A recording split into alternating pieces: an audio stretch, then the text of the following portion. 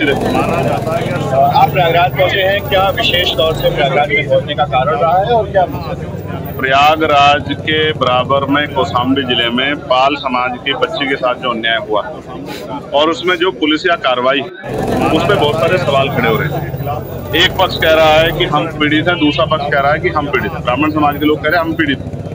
अब ये पता जाके लगेगा मौके पे कि कौन पीड़ित है। इसलिए मैं उन परिवार से मिलने के लिए पाल समाज के आया था, लेकिन पुलिस ने मुझे यहाँ रोक लिया और मुझसे कहा कि अभी लॉ एंड ऑर्डर की सिचुएशन अच्छी नहीं है, आप कुछ देर इंतजार कर लें, उसके बाद हम आपको जाने की इजाजत दे देंगे। मैं यहाँ इंतजार कर रहा हूँ पिछले 2.5 घंटे से, लगभग अब 2.5 घंटे होने को आए। मैं यहाँ इंतजार कर रहा हूँ कि मुझे वहाँ जाने की इजाजत मिले और मैं उस परिवारों की आवाज़ को उठा पाऊँ, मैं जान पाऊँ सत्य क्या है। इसी तरह करछना में जो अन्याय हुआ कि एक शेड्यूल कास्ट के व्यक्ति को जला के मार दिया, उस परिवार को न्याय मिले, उस परिवार के साथ जो डर भय का माहौल खत्म हो, उसके लिए मैं यहाँ हूँ। लेकिन अभी तक पुलिस ने कोई ठोस जवाब दिया। मैं कुछ देर और इंतजार करूंगा। अगर पुलिस ने जो वादा किया है कि हम आपको जाने देंगे या परिवार से मिलाएंगे, अगर पुलिस पे खरी उतरती तो फिर मैं कूच करूंगा, कौशाम्बी भी जाऊंगा और करछना थाने वाले परिवार से जाकर उनसे मिलूंगा, उनकी न्याय की लड़ाई को मजबूत करूंगा। आप धरने पे भी बैठे हैं, क्या कारण है? मैं इसलिए बैठा हूँ कि क्या उत्तर प्रदेश में कानून व्यवस्था इतनी कमजोर हो गई है कि एक सांसद अपने परिवार से नहीं मिल सकता है?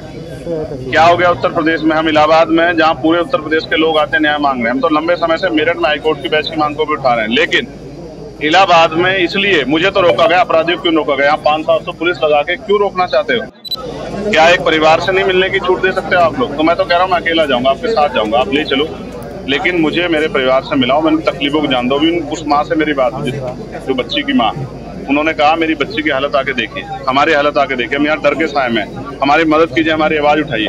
तो पुलिस मुझे क्यों रोक रही है? क्या पुलिस किसी को छिपाना चाहती है? क्या पुलिस दबाव में काम कर रही है? मैं तो मानता हूँ पुलिस कभी दब नहीं सकती, लेकिन इस बात को जानना पड़ेगा सब क्या हो रहा है।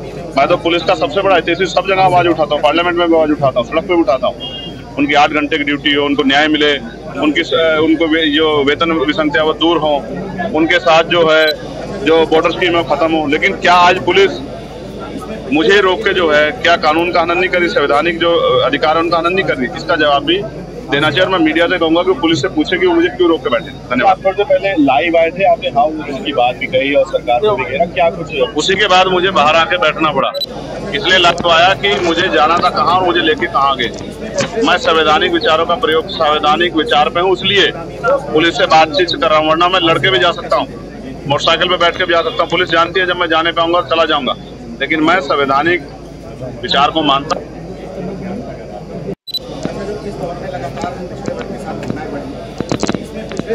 तो फिर अभी तो इलाहाबाद में आप संघर्ष देख रहे हैं, फिर आप लखनऊ में देखना विधानसभा का घेराव होगा, मुख्यमंत्री आवास का घेराव होगा, इतने बड़े पैमाने पे होगा कि पूरे प्रदेश से ट्रेन में लोग आएंगे और लखनऊ का चक्का चक्का जाम कर। अच्छा, इटावा में हाल ही में एक घटना हुई जिसके बाद सुर्खियां तेज होगी, राजनीति जातिवाद पे आ गई। इटावा में आप उस घटना की बात कर रहे हैं जहाँ एक यादव समाज की कथावाचक की चोटी काटी गई, उसको मूत्र जो है उससे नहलाया गया, उसी की बात कर रहे हैं क्या? आप ये समझिए, अगर ये आजादी से पहला समय होता संविधान से, तो ये उनके साथ जो हुआ वो सही था। वहां शूद्रों को मंत्र उच्चारण करने का और मंत्र को श्रवण करने का अधिकार नहीं था। कोई शूद्र अगर मंत्र सुन लेता था उसके कान में पिघला के लोहा डाला जाता था। कोई मंत्र अगर शूद्र जो है मंत्र का उच्चारण कर लेता था तो उसकी जीभ काटी जाती थी। लेकिन अब तो संविधान का युग है, इसमें तो अगर आप किसी को भी, भाई मैं आपसे पूछना चाहता हूँ कि ब्राह्मण समाज के लोग जो आज वहाँ कह रहे हैं कि भाई हमसे हमारे साथ अन्याय हुआ है, तो मैं पूछना चाहता हूं कि क्षत्रिय को, वैश्य को, महिलाओं को, दलितों को, पिछड़ों को, आदिवासियों को पुजारी बनने का अधिकार क्यों नहीं? इसका क्या जवाब है आपके पास? कि आपके पास क्या जवाब है कि संविधान जब सबको बराबर का अधिकार देता तो पूजा करने का अधिकार तो सबको है, कावड़ पे जाने का अधिकार सबको है, लेकिन पुजारी बनने का अधिकार क्यों नहीं है? बाबा साहब अम्बेडकर ने तो पूजा करने के लिए, मंदिर में जाने के लिए, पूजा करने के लिए नहीं, मंदिर में जाने के लिए संघर्ष किया था कालाराम मंदिर में। तो क्या आप पुजारी बनने के लिए संघर्ष करना पड़ेगा? लेकिन मेरी लड़ाई दूसरी है, वैचारिक लड़ाई। मैं उनका स्वागत नहीं करूंगा, उनके साथ अन्याय हुआ इसलिए मैं उनके साथ खड़ा हूँ, लेकिन मैं चाहता हूँ कि वो भगवान बुद्ध के विचारों की कथा करें, गुरु रविदास जी के, गुरु नानक जी के, गुरु कबीर जी के, प्यारेलाल यादव जी के, बाबू जगदेव प्रसाद कुशवाहा के, संत गाडगे जी के, नारायण महाराज, नारायण गुरु के, बाबू जो है शिव दयाल चौरसिया जी के, महामना रामसु वर्मा जी के, अध्यक्ष संघ वालों के, फूले जी के, साहू जी के विचारों के, बाबा साहब अम्बेडकर, काशीराम जी के, मुलायम सिंह जी के विचारों का प्रचार करें तो मैं उनकी लड़ाई को सामने खड़े होकर लड़ूंगा।